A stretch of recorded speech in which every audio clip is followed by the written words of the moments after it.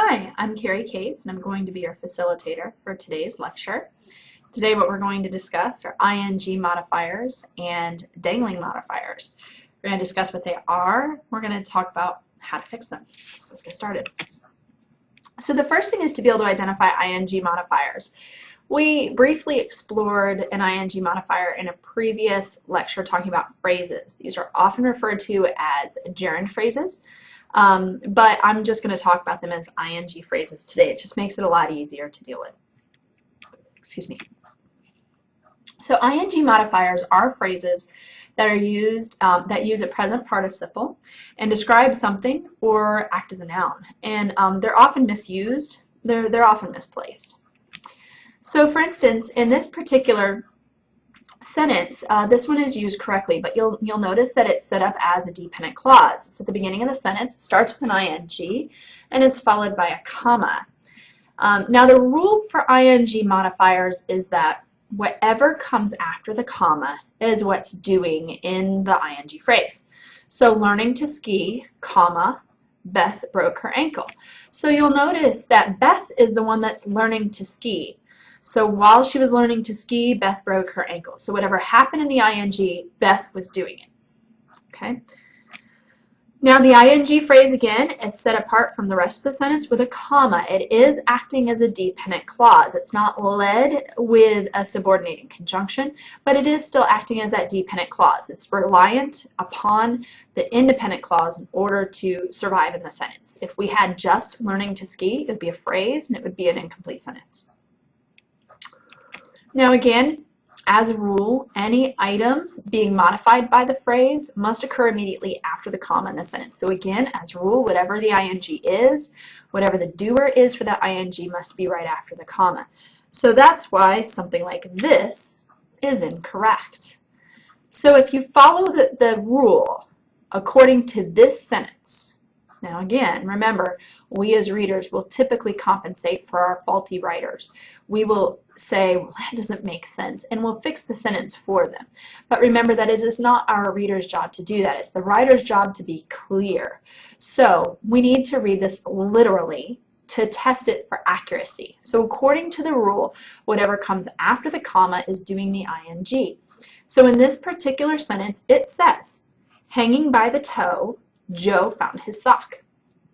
So according to the comma rule, for just a moment, look at the sentence, read it very literally from left to right, and decide, according to this sentence, what's hanging by the toe, or who. All right, very good.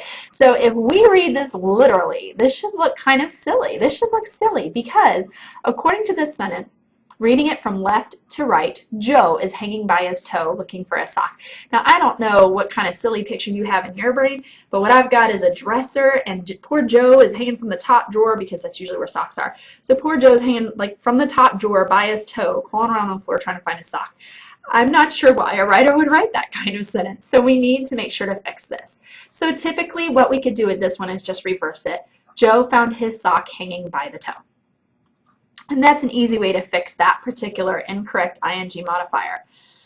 Now some ing modifiers, you want to keep the ing at the front, you want to keep the dependent clause, but some of them you can reverse if you wish. So now the other kind of modifier that we typically have, so far we've kind of talked about misplaced modifiers. That was the previous lecture. We've talked about ing modifiers. But now what we have to talk about is dangling modifiers. And dangling modifiers are the ones that are left hanging. Okay? So when a modifier doesn't have something to modify, the error is called a dangling modifier because it's hanging out. It doesn't have anything to modify. So it's just hanging out there waiting. It's dangling on its end. Excuse me. So just moving the modifier won't work. You often have to add something to the sentence. And that's the hard part.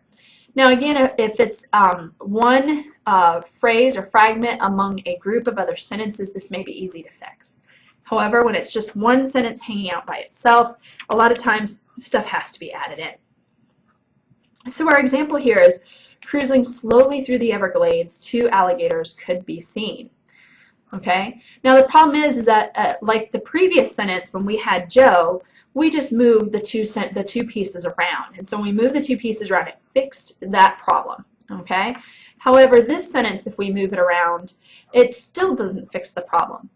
And the reason why is because, to be honest, we're missing something here. We're missing our doer in the sentence. So we're missing something here, and that's what creates this dangling modifier. Although we sometimes may assume that the alligators are cruising through the Everglades, typically we would consider alligators to be swimming through the Everglades. If you take a minute and you look at this, what would you picture as cruising through the Everglades to see alligators? Take a minute and think about that.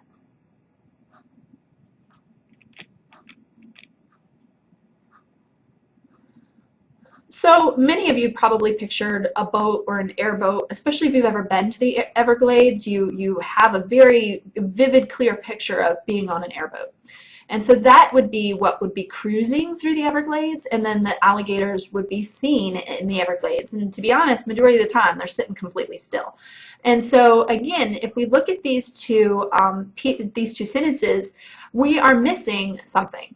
And so you often want to look, when we're dealing with dangling modifiers, you want to look for what's missing in the sentence. And then you typically need to add it in. So in this case, it's the doer. We're missing whatever saw the alligators. We have a receiver in this sentence. We have an object, but we don't have a doer. We don't have someone cruising, and we don't have somebody seeing. And again, there are lots of different options, but an easy fix for this would be some boaters cruising through the Everglades saw two alligators. Now again, we don't want to mess around too much with the details. We don't want to make them the alligators. We don't want to make many alligators. We're not changing the sentence.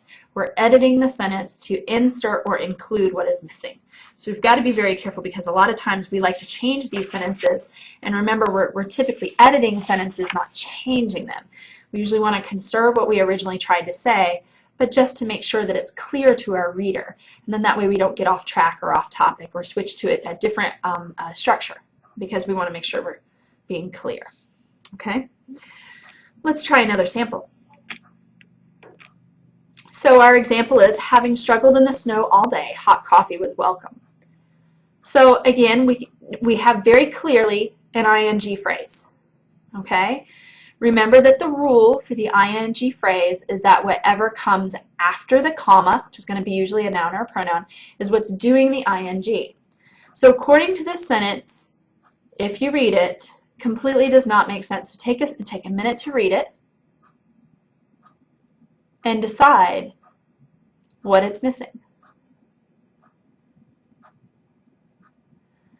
So here, according to the comma rule of an ing, the noun or pronoun that's following the comma needs to be doing the ing. So according to this sentence, the hot coffee is struggling through the snow all day. So you probably have a really silly picture of like a coffee mug going through the snow all day, which just looks ridiculous. So we're missing, again, our doer. So look for what's missing in the sentence and insert what is missing. And again, in this case, it happens to be the doer.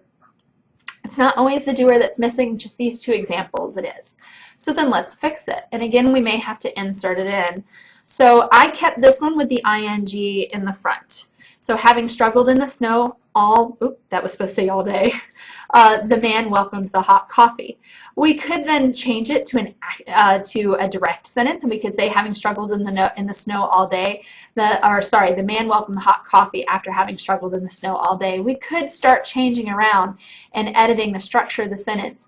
But typically, when you edit these sentences, you want to maintain the original structure as much as possible.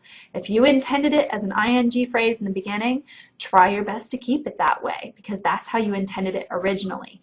And a lot of times your first intuition is correct. You just need to fix your clarity. So again, this one, I just inserted my doer. So having struggled in the snow all day, the man welcomed the hot coffee. So no, it's the man that struggled in the snow all day.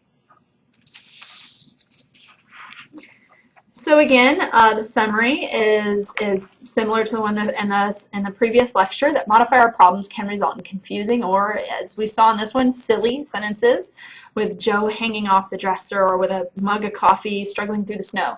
That these are silly sentences, and we do have very literal readers out there. The easiest way to test it is to read it literally from left to right, and if the image doesn't form the way you want it to form, then it's time to start switching some stuff around or editing the sentence. And unfortunately, that causes some readers to miss your point. So make sure to check for your problems. Find your modifier. Does it have something to modify? And is the modifier in the right place? Remember that your modifier goes as close as possible to what it's modifying, and if whatever's being modified is missing, if your doer is missing, if something is missing in the sentence, add in what you need to add in so that you're clear to your reader. Okay? Thank you very much. Sorry for the one typo. Hope you've enjoyed this lecture. Thank you.